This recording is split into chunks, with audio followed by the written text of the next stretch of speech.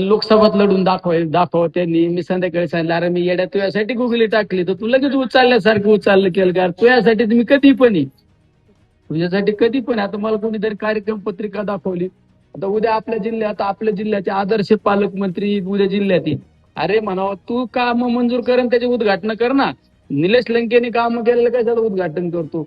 मी तिकडे 7 कोटीची योजना पळशील आपलं आश्रमशाळा बांधली, 7 कोटीची आश्रमशाळा बांधली, त्याचं उद्घाटन चाललं. अरे स्वतःच्या झेंड्यावर पंढरपूर करायची, दुसऱ्याच्या झेंड्यावर. आपलं तर ओपन असतं. खालच्याला काय सांगितलं, वरच्याला सांगतो डायरेक्ट.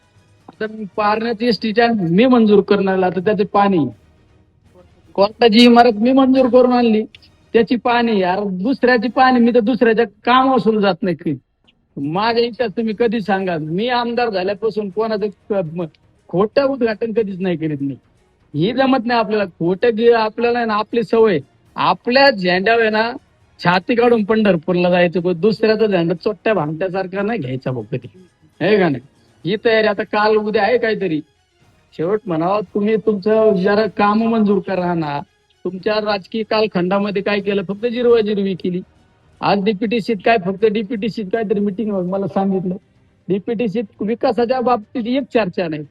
पण शेवट जाऊ द्या, ज्याला काय करायचं त्याला करायचं, लकलाप लागू.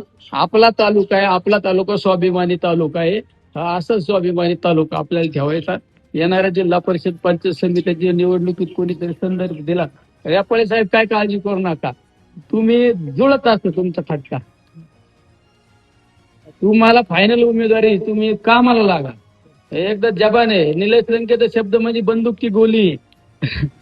हा, तिकडे काही करेन. तुमचं ठरलं ना, तुम्ही तयारीला लागा. आणि तुम्ही तयारीला लागा नाही माझ्यासारखं, मी जाईन तर दिल्लीतच जाईन, तसं तुम्ही म्हणायचं मी जाईन ना तर जिल्हा परिषद मध्येच जाऊन बसेल.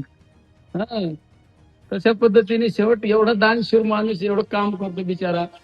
खरंच का लोकांसाठी अहोरात्र काम करणारा अशा माणसाची गरज आहे खऱ्या अर्थाने समाजाची. त्यामुळे निश्चित तुमच्यासारखे लोक सगळे इथं बिचारे, सगळे चांगलं काम करा, सगळे एकजुटीने राहा. चांगल्या पद्धतीने कसं करता येणार ते, आहे का नाही? कानूर पठारकर हे सगळे आमचे सुदामराव पवार आमचे मार्गदर्शक, त्यांना बोलायला पाहिजे होतं.